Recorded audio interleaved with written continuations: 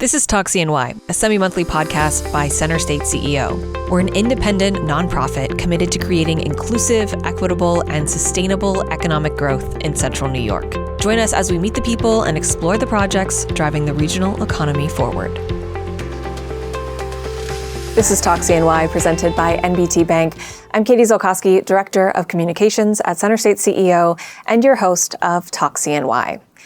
It's estimated that Onondaga County will need to build around 2,500 new units of housing per year in order to meet expected growth demands. Right now, on average, the county has built just about half of that in recent years. Housing is a vital piece of the puzzle when it comes to growing sustainably and equitably. It's going to take creative solutions and the dedication of the entire community to create an accessible and affordable housing market. On this episode of Talk CNY, presented by NBT Bank, we speak with two of the people who have found success building the housing our community needs.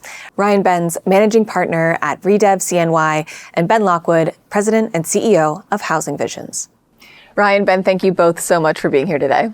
Yeah, it's a pleasure to be here. Yeah, I look forward to the conversation. So I want to start by talking a little bit more about the both of you. Ryan, you are a managing partner, ReDev CNY. Mm-hmm. Ben, you are the president and CEO of Housing Visions. Can you tell me a little bit more about both of your roles and some of the notable projects you've been a part of? Sure. So I've been in my role for about 6 years now. I've been with the organization for 20. We've seen a lot of growth. If you'd asked me 21 years ago, what I'd be doing for a living, this probably wouldn't have popped up. I really view myself as being, I got lucky. I had some great mentors, a great mentor who hired me, which, again, comes into the luck of the draw. Big projects that we've worked on in Syracuse, Moyer, I love Moyer. That was a labor of love, and it's just so visible. And then really the work we've done along East Genesee Street, then in front of St. Joe's, I really like the big visible projects. Sometimes they're not the easiest, but I really like the high impact that we tackle sometimes. Yeah. And Ryan? Awesome. So ReDev CNY, real estate development firm, started about 6 years ago. I like to think that when my firm grows up, will be Ben and his firm. So much admiration for what these guys do. We are a local Syracuse-based development firm, nowadays specializing mostly in affordable condo. This has kind of been our last couple of projects. Some of the more notable projects, obviously, we did I call it the Penfield building, or the Moyer, carriage lofts, the building with the house on it, with our friends at Housing Visions. And then we also did the Whitney Lofts project, which is where All My Darling is, a restaurant I own. I have a school under construction in East Syracuse, a couple of other smaller ones, but we're staying busy. I bet. You both mentioned the Moyer carriage loss. I do want to talk a little bit about that. Before it was the 128 units of affordable housing, it was a sprawling campus of historic, but worse for wear buildings, I'm sure. What made you guys want to take on that property and that project? It seems like a lot. It probably was a lot. I think some of it is you don't know what you don't know until you get into it. Would you do it again? Is the real question. Right. But I think for anybody who's grown up around Syracuse, it is an iconic building. So many people are like, oh yeah, I know that one. The house. Yeah. And when we first started walking through the building, you're like, okay, I can see it. And then you got to certain parts of the building and it was like, don't walk there. And you knew you were going to have some challenges in it.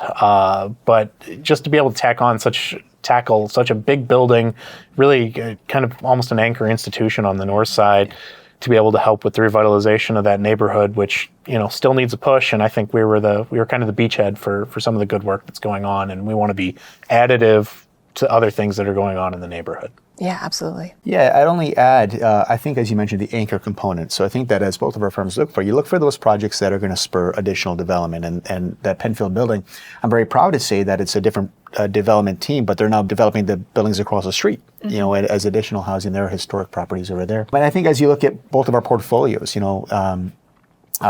find these unique assets that are kind of either in the middle of an area that needs to be done or an anchor like the Moyer one, and you hope that development kind of fills into that point. And not only that, but the need for affordable housing and safe affordable housing. Certainly, I think we are both very proud of the fact that this particular building has 50 units set aside for people with serious mental illnesses or domestic violence victims, and that was a partnership with Catholic Charities. So you look for these little, anchor opportunities to really add value to the community. Yeah, absolutely. The affordable aspect, the supportive aspect, Why did you prioritize that? Why was that so important to add those into this project?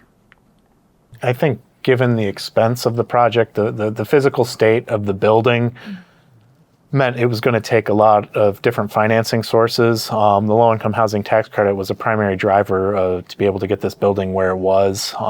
We also layered in historic tax credits. It was a contaminated site, so brownfield tax credits. And then the state stepped up with other various soft financing, as we call it, not quite grants, but pretty close. Sure. Just the physical task of putting it on. And then where the neighborhood is right now, if we had looked at market, I don't think we could have gotten the rents to support our development cost. So that's the great thing about the low-income housing tax credit is we can use this, and hopefully, we'll see the other buildings that are across the street spur, good private activity market rate units. And we hope that us being first to add on to what Ryan said is that whoever comes in next can point and go like, well, look at that investment across the street. Like, let's go. Yeah. I want to talk a little bit more about the financing aspect, because you guys really did piece together a lot of different housing programs in order to get this project across the finish line. Can you give a little insight into that? I think housing programs for people, they feel like maybe hard to conceptualize or even get started on. So what was your process in engaging with those? Well, to address the challenges, the fiscal challenges of this project because of the cost of construction, you really have to take a step back to recognize that there is a huge disparity between, as Ben just mentioned, the market rents of what you can get relative to the cost of construction. Mm. And that's a conversation that I think we're going to be continuing to have for the next couple of decades here locally. And it's incredibly challenging to develop anything without some kind of a subsidy. So then you figure, all right, so what does the market need? What can the market support? And then how do you kind of fill those gaps here relative to the tools you have at your disposal? And here, as Ben mentioned, the low-income housing tax credit was critical.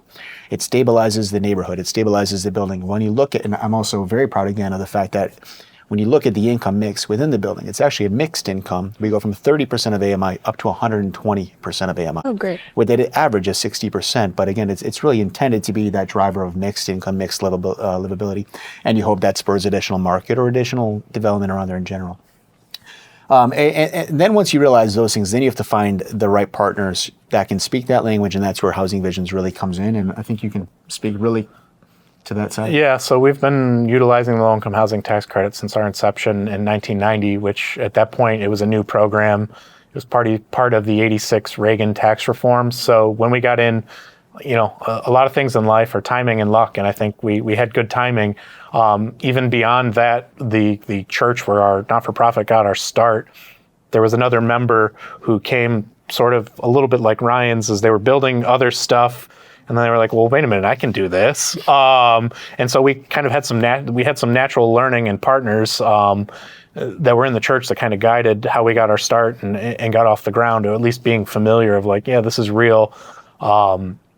So the low-income housing tax credit's been part of what we do at Housing Visions. We're experts in that field. And I really think it speaks to the partnership of when we started working with ReDev, with Ryan and Steve. They've got great local contacts, working through the long brokerage process it took to secure the property, all those things. And when we worked together, we came up with something better than the sum of our parts. And then really, as Huber Brewer, as our general contractor on this one, both of our firms have general contracting firms. That was a bit out of our league. Sometimes you got to admit what you don't know. And Huber, with 100 plus years of experience, really helped us get through a trickier construction process than I think any of us would have anticipated at the beginning. Yeah, and I think the value of partnerships here, because this, as has been mentioned, there's a time when you can do it yourself, and that's cool, and there's times to bring in folks that are smarter than you and have different areas of expertise. And as it relates to this particular project, Ben mentioned the low-income housing, the historic tax credits, the brownfield, the state fund, and the ESHI, the supportive housing component, the city of Syracuse, the county of Onondaga.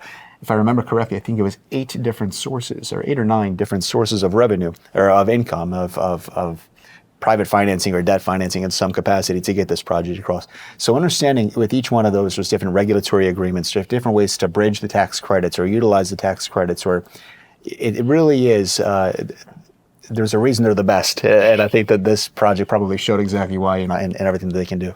I was going to say that sounds very incredibly complex, and I can understand why you would want a big group of partners to help you engage on a project like this. Partnerships are critical to it, and that's one way to do it. But in my humble opinion, I think the other challenge here is zoning regulations. And I find the city of Syracuse to be very pro-housing, pro-development, pro-multifamily housing. But then you step outside of this, and you see a lot more challenges at the micro town village level, county level, where we need, if you were to say to me, what do you need to be successful in the long term from a housing? We need, as of right, multifamily housing development available to us in the towns and villages that surround us. You know, when we look at upstate New York, we've got a lot of things that people would say like, oh, that stinks or that's not good. Well, what do we have? We've got great urban fabric, historical fabric, and, you know, this building, to be able to bring it back is, you know, it's satisfying personally and organizationally.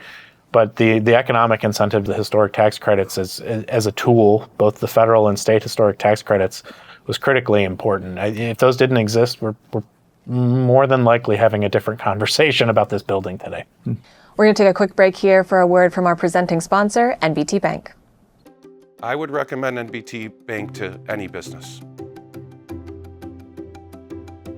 My name is Chris Palomino, and I'm the president of Atlas Fence. Chris had decided to purchase Atlas Fence from the previous owner. He had previous connections at NBT Bank. NBT Bank provided me equipment financing, doubling our entire production workforce. It's important to me as a business owner that the decisions of our banking relationship are made locally. Welcome back. This is Talk CNY presented by NBT Bank. I'm Katie Zolkowski, Director of Communications at Center State CEO, and your host for Talk CNY. I am here with Ben Lockwood and Ryan Benz today. We are talking about housing. Ryan, Ben, thank you guys so much for being here. It's great to be here with you. Thank you. So you guys are both really great partners to Center State CEO as we all try to work on strategies to help kind of alleviate some of these housing challenges our region has been facing. You guys, as we kind of demonstrated in the first part of this episode, working it day in and day out. What are some of the issues and strategies that are top of mind for you? What are you working on? What are you hoping to see? Yeah, it's great to work on housing. There's a ridiculous need, ridiculous opportunity, right now. And there's a lot of work that we all have to do. Focusing on a mix of affordable and residential and market rate, is really critical. Some of the projects that we're working on most recently are home ownership based, where they, again, utilizing different state subsidies to create home ownership opportunities for individuals and families, making up to that 100% of AMI market rents, which is pretty cool. But yeah, as we solve and as we look into the future, it's going to require a multifaceted approach here, no doubt. Yeah, I think Ryan's being modest. He's taking on. They have the designation of being the first on the condo type projects that they're working on, wow. Which somebody has to be first in the pool, and I think we're going to need more ideas like that going into the future. And given the economic growth we're about to undertake, we're going to need some people to try some new and different things. And so, Center State has a housing committee. I think just the connections on those, sometimes that maybe weren't logical, that people didn't know one another. There's some really helpful pieces of saying like, hey, I can help you with that. The more we can get together at a table and bring diverse partners together is really important. And I think Center State can play a good, important role in that. And then as a group, advocacy is so important when we look at resources that we're going to need, whether they be local, state, federal. We're much stronger as a group than we are individually. Yeah. Hey, and I think kind of more specific things that I think, and I love that sense of as community partners, how do we advocate for these things? I mentioned previously the zoning. I think that's really critical. What was it, about a year ago? The state came out with pro-housing communities. Mm-hmm. I think there can be, should be, which is a wonderful program. It's a way for local municipalities to solicit state funding to assist in the infrastructure to ready housing sites kind of across the state here. And I think there might be an opportunity to tie that to allowing for that multifamily. So if you're going to take the money, then make sure that from a zoning perspective, you then are allowing developers to come in and develop off of the money that you're now receiving from an infrastructure perspective. I think that's a key opportunity. I think from a federal perspective, we're likely going to see funding probably continue to be reduced. So it's going to require unique unique new ways from a city, from a state, a way to fill those gaps that I mentioned previously. And I don't know about the answer yet. Yeah. I mean, have you seen creative solutions maybe implemented in other places or even kind of small pockets of the state or our local region that you would like to see either implemented here or expanded upon here? I think in the affordable world, everyone right now, or a lot of people are really interested in Montgomery County, Maryland has a unique public-private partnership where a not-for-profit, which also it's a quasi-government, has been able to provide low-interest financing in exchange to get projects going and for a certain, say, 20, 30% below market units. And then ultimately this not-for-profit ends up owning it, all by being able to bring in, it's basically taking stuck projects, providing low interest financing, and that gets the project going. And the exchange is you're going to get units below market, not all of it, but that's a good part. And then in the long term, this not-for-profit's going to own it, and this quasi-governmental, it's social housing is what it's termed. So you're starting to see that in Montgomery County. Memphis is taking it on. Atlanta's taking a look at it. It's kind of the soup du jour right now. Yeah. I've also seen that from the city of Syracuse stepped in with, and ESD more specifically, if I remember correctly, they recently announced $30 million in funding intended to utilize low interest loans, for development. Yeah. I mean, I think we've probably demonstrated plenty on this episode that housing is very complex, a lot of moving parts, a lot of partners. So what draws both of you to this space and what keeps you doing this work? When you look at the demand that we have within this community, a lot of it starts in housing. When you look at the affordability crisis, when you look at homelessness or even mental health issues, a lot of that's related to financial struggles or not having the resources available. And so you figure out, so and that's why I love homeownership opportunities. As Ben mentioned, I'm very happy, proud to be. We are the first ones in New York State to utilize the AHOP program, is what it's called, for condos. But we need, that's a great program, but we need so much more housing of all different income levels. And so that's what draws me to it, is whether it's affordable or market, every opportunity is an opportunity to help other families, and we need, what is it, 6,000, I think. Is that the rough number right now? Yeah, almost annually. Yeah, well, I think it's 2,500 to 3,000 per year. 6,000 was the number of families that are currently waiting for Section 8 housing. That's the number of families that are waiting for vouchers right now. So we have a lot of work to do. Absolutely. I like, personally, I like being able to conceive it, see it, have it built, and then be able to look at it and touch it at the end. I think that's the great part about being a developer. We take on high impact projects, so they are pretty visible when we do them. That keeps me going. And really, I was somewhere last week doing an interview with a property manager, and I talked to one of the tenants who'd been there for 6 years. She was the first one in, and admittedly, in my seat, I normally don't get the people thanking me. And so to hear this resident say, my husband had died the year before, I didn't have any place to go, like, this was, and it was great just that she goes, my grandkids come over, we have dinner, we're able to do this. And then to even call back to our employee who leased it up, who's still with us today, that resident still remembers how we treated her 6 and 7 years ago, and that one was like perhaps one of the greatest compliments of, like, again, it's how people make you feel, and this person made this resident feel valued, and to be able to be additive to the community is really great.